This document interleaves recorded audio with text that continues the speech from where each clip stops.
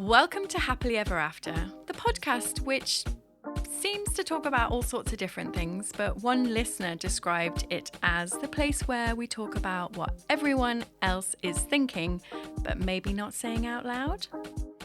I am your host, Hannah Harvey. I'm a writer and a parenting blogger at mumsdays.com. That's mumsdays.com. If you wouldn't mind subscribing and leaving a review, that would be amazing because it basically means more people can find the podcast.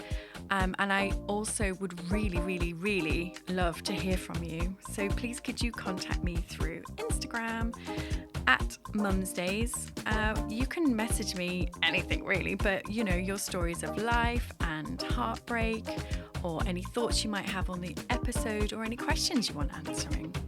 And as always, you can find the details from this episode in the show notes. Hello and welcome to Happily Ever After. It's me, Hannah Harvey. And this week I have got the second part of my interview with Leeanne Bennett. If you missed the first episode, which was last week, I recommend you go back and have a little listen. But otherwise, please do enjoy. And I'm very much a person who doesn't live with regrets. You know, when it's done, you can't go back. But I really wanted to have like a positive behaviour during that. I wanted to be able to hold my head up high. And there were moments that I couldn't, because hormones might have been involved, or frustration, anger, whatever it might be. But overall, I feel like I can reflect on it and feel okay about the process. Yeah. But it's not easy.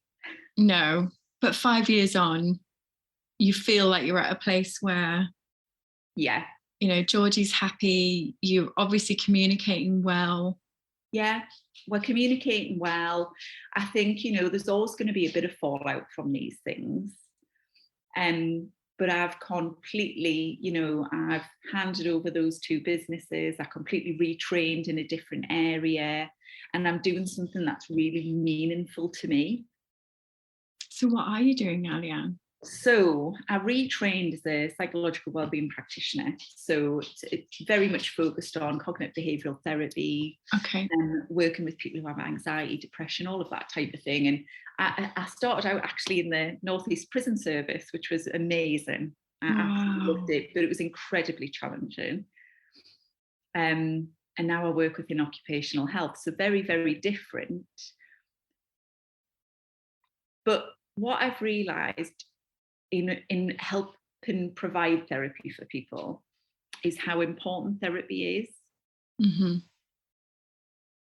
And it's huge for me during that process. Yeah, and it is. And I always like to hear people's personal experiences of therapy, because they're different for everybody. And what I would encourage people to do is think about, you know, sometimes people don't always connect with their therapist. We call it a therapeutic relationship. And if you don't connect with your therapist, you're probably not going to get the best out of it. So I really encourage people to, you know, ask themselves the question, you know, do you feel like you've got that therapeutic relationship? And if you haven't, get a different therapist for a start. But it really enables you to think about how you deal with things. But I think the biggest thing I've learned with people is that, you know, the thing I said about our experiences that we've had help us deal with our experiences now. Yeah. Once we can unpick why we do things in a certain way, or once we unpick how our experiences have led us to the point we're at now, I think that's the biggest eye-opener for a lot of people. Yeah, that's been crucial for me. Being like, oh, so that's why you do that. Yeah, absolutely. So it's just fully understanding yourself. Yeah. And we don't spend time exploring that. And I think exploring that's the jigsaw puzzle, that's the missing bit. So once we can figure out the who, the why, the when, all of that, all of our backstory, we can then figure out, okay, so I know why I react in a certain way. Now, what am I going to do about it? I know this is a trigger for me. So how do I manage that? Because I think our mental health plays such a pivotal role in our relationships as well. Yeah. So it's, and often we are triggered by our partners or ex-partners. And future ones. Absolutely. Because, even, I think mental health is a continual process as well. Just because we've had sort of like 12 sessions of CBT, or we've had, 12 sessions with a counsellor, brings our awareness to things and gives us coping strategies. But there's always going to be challenges. Definitely. And it's trying to piece together. The biggest thing for me was the fact that, because this is another thing that we were talking about, was that project that I was talking to Katie about last week. So I interviewed what Katie said, and we both were like, oh, we've got this project. Everyone's got the project that isn't finishing, and it won't finish. And I think part of my therapeutic journey was trying to work out why I hold myself back so much. I'll say that again. Why I hold myself back so much. Yeah. And you picked up on that. And I'll read what you said, because it was really interesting. You said, so my thing is a book that I've written. Like, it's 40,000 word book. Like, it didn't take me 5 minutes. I fucking worked my ass off writing this bastard thing. This is crazy. And it's still just sitting, it's literally sitting in a drawer that I can see here. But yes, you said, what would be the consequence of finishing the book? What would that open you up to criticism? Would the dream you've been chasing no longer be a dream? And then what would we do? If we're constantly striving to achieve, what happens when we do? Mm-hmm. I think that's so fascinating, because it's somewhere between like, oh, it's a dream of mine to be an author. I would love it. But what happens if it's public? Like, if I just self-published and then it's done, and then you're like, oh. Yeah. And also, like, I don't know about you, but a dream for me was to be married and be content and have a family. Yeah. And that went to shit. Yeah. So, if we've had those experiences where we've had a dream, we've held that, we've got it on a pedestal, then what? Yeah, that one didn't work out. So maybe I'll just chase the not dreams, but the in-betweeny things. Yeah. And I think it's also about, it's if we have something that we're striving for and then we achieve it, are we then just going to strive for something else? And I think sometimes the fear comes from constantly striving for something and either not being able to achieve it. So, i.e., let's unpick the book. Let's say you go to a publisher and someone then says to you, Hannah, we love this, but that's the same as someone saying, Hannah, I love you, but. And none of us like the but. And the but often means we have to change something. Yeah, we're going to have to do a bit more work. Or do we have to change loads of work? Yeah. And that's frightening. And that's someone getting that light out and shining it on you. Do we want to expose ourselves to that? But also, if we strive for something and we achieve it and it's brilliant, then what? Yeah. Can you ever repeat that? Yeah. Can I live up to that? Yeah. Mm-hmm. Yeah. So I think we hold ourselves to a lot of unwritten rules and assumptions. Because both of those options are pretty crap. So what's the middle ground? Where's the bit where we go to listen, brain? Yeah. It's going to be okay either way. Yeah, absolutely. And do you know what? We don't know, do we? No. And we don't have control over anything. And that's the one thing I want people to realize is that, and I have this conversation with patients all the time, is I'll say, so, okay, you tell me what you have control over. And they'll list off things and I'll go, really? Really? Do you have control over that? And they'll go, oh, maybe not. And the only thing you have control over is yourself. Okay. And the choices you make and the way you approach things. So regardless to what the consequence of finishing that book might be, you might just want to do it anyway because it's something you want. So think about why you're doing it and what would happen if you did finish it.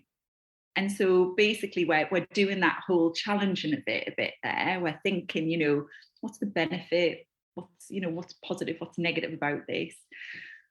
And I think sometimes we just have to take a leap of faith because we can't control the outcome irrespective because we don't have control over it. Yeah. We don't have control over us. So if I finish this book and I submit it to a publisher, what's the worst that's going to happen? Yeah, just gets ignored. Could do. Which to me is like the worst. That's one of my fears, being completely ignored, being boring. Yeah. But again, that's something that you're holding yourself to. Yeah. Doesn't mean it's true. And I think, it's worth identifying what our core beliefs are and our views of ourselves are, because they tend to be the thing that holds us back. Mm-hmm. Whereas actually what we try to do is we'll say, well, it's this holding me back, it's that holding me back, it's the other holding me back. It's just ourselves, really. So it's worth really thinking about, why I want to do this thing, I'm not doing this thing. Why am I not doing this thing? Well, mine 100% is because I don't think I'm good enough. Mm-hmm. Yeah. That's what, I mean, everybody, it's so common, but that is a core belief that I've established in therapy was, I just don't think I'm good enough. Yeah. So I'll be like, I can't do this because I'm not good enough. I can't do that, I'm not good enough. And then you end up not doing anything. Exactly. And then that's almost worse. Mm-hmm. Because then I'm sitting here going, why am I not doing that thing? I'm so lazy. I'm not good enough. I haven't done that thing. Therefore, we just end up on this like roundabout where one thing just reinforces the other. So we need to think about how we break that type of cycle. Yeah. And once we can figure out just the baby step that gets you off that merry-go-round, then we can go, oh, right, okay. So, what small thing can I do that isn't going to have a massive impact, but that might give me a bit of a positive feeling from it? Mm. So you don't have to submit the book, but maybe you could ask a friend to read it. Yeah. And then have a chat about it. So you're exposing yourself in a way, but you're not fully exposing yourself. So it's like a little ladder. Yeah. Mm-hmm. I'll have a think and decide later. Yeah. It's very difficult though, I think, because I think fundamentally, like you said, most people, and mine absolutely is, that I'm not good enough. And so I have felt it's held me back. And it's tough, isn't it? But the way I keep coming back to it is, what would I want my daughter to do? Mm. And so I try and think about things in those terms because it's easier for me to do that. So, I might be like, if I'm talking to myself negatively or I'm putting myself down, I'll go, hold on. Would I talk like this to my daughter? Absolutely not. Would I want my daughter to talk to herself like that? Yeah. Absolutely not. So why am I doing it to myself? Because if we recap, we said earlier we need to model our behaviour, don't we, for our kids? So I need to be positive about me because I want her to be positive about her. Yeah. I would want her to submit that book because I can guarantee it's bloody brilliant. You know? So it's really, and it's hard and it takes work. And it is the little baby steps. Like, I feel like this podcast, restarting my blog, even just like posting an Instagram post at one point was just, I couldn't do it. I was like, I can't start posting on Instagram because I won't keep it up. And you've got to be consistent. And I just disappeared, and I'll start and then I'll disappear again. So even just a simple thing of being like, right, I'm going to post an Instagram post today, and whatever happens, it's going to be okay. It doesn't have to be groundbreaking because you're like, oh my God, I'm re-emerging. It must be the best thing that's ever been written on the internet. It's like, just fucking post a picture with a hashtag. And it's those little steps that have got me back. And I'm pretty sure it's all related to that book. Like, everything I'm doing is all a roundabout process to me finally doing something with that book. Yeah. So we'll get there. Yeah. But it's about that. It's about the language you use with yourself as well, isn't it? Yeah. It's about being more positive with it and really, really picking yourself up on the language that you use with yourself. Like, I'll pick up on certain things that my patients will say. And it's, like, I have to do this or I must do that. And, oh, they must be thinking this. And, I'll say, what about if we just tweak that language? What about, rather than if I say must, let's change that to maybe something not so fixed. Yeah. And so I think there's lots of little things that we can do that can improve our mental health or self-care, but it's about awareness. Mm-hmm. And it all starts with bringing everything to your awareness. Because then you go, right, okay, I'm aware of this. What am I going to do? Amazing. And the what am I going to do is the hardest bit. I know, right? It's all a work in progress. Yeah. As long as you're doing something, I find it leads you on to the next thing that takes you closer to what you're going to do. Absolutely. Whether it be a tiny incremental step, whether it be feeling like you can't wash the dishes and you wash the dishes. Yes. Yeah. 100%. And I think a real key thing for me as well was, we talked about working on friendships and relationships. The one thing that I've been able to do, and I don't know if you ever felt like this, but when you're in a marriage, that's the focus. And it's hard to focus on friendships because you don't always have time and things like that. And the one thing I've done since getting divorced is really invest the time and energy in friendships. 100%.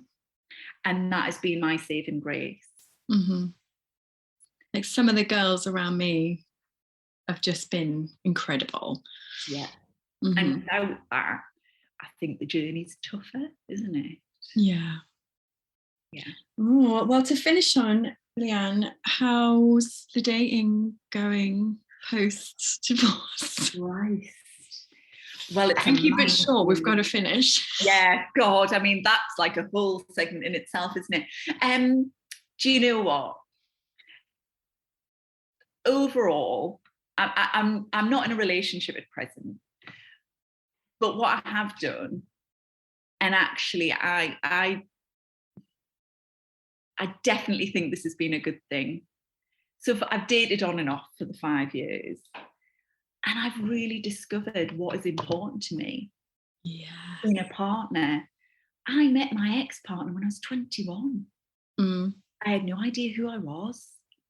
I had no idea really of my values. And I really believe your values have to align. Very much. So I've had some fun. I've had some tears. But overall, I've really learned about myself. Mm-hmm. So, isn't it? Regardless to whether it's been a bit shit and I'm still not maybe in a, long-term committed relationship. Whatever that looks like when you've whatever that is, yeah, exactly. What I do have is my freedom and my sense of self. Yeah. And that's actually more important to me. I was literally having this conversation with the guy I'm dating at the moment, in that we're seeing each other at weekends, but it's like only when I don't have the kids. And I'm like, this is perfect. I don't want you to meet my kids. I don't want you to ever move in.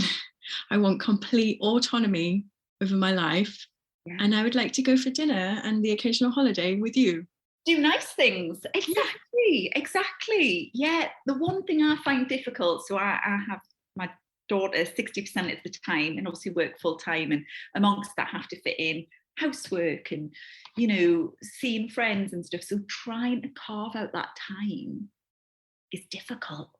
And then doing the whole dating process, you sort of think, oh God, I've wasted my time going for dinner with somebody. So don't go for dinner.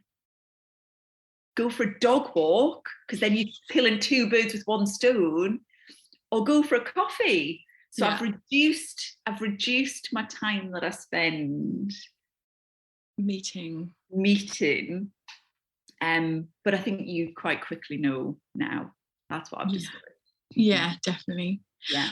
Oh, Leeanne, this has been amazing. Thank you so much. Oh, honestly, it's been a pleasure. And I honestly think what you have done as part of this podcast will have helped countless people. Oh, You will have. So I think, you know, you might not think you're good enough, but I think you should be incredibly proud of yourself of what you've done, and turning your difficult experiences into experiences that other people can relate to and probably learn a lot from. So I think you should pat yourself on the back. Thanks, Leeanne. Yeah. All right. Thank you so much for listening, and have a great week. And I'll see you next time for another episode of Happily Ever After with me, Hannah Harvey. I would be very grateful if you wouldn't mind leaving a review or subscribing, because this helps more people find this podcast. And of course, if you've got a friend who you think might enjoy this episode, please do recommend it to them as well. For anything else, your thoughts on the episode or any questions, please do get in touch with me through Instagram @mumsdays, or you can email me hannah@mumsdays.com. And I genuinely love hearing from you, so please do get in touch. Bye.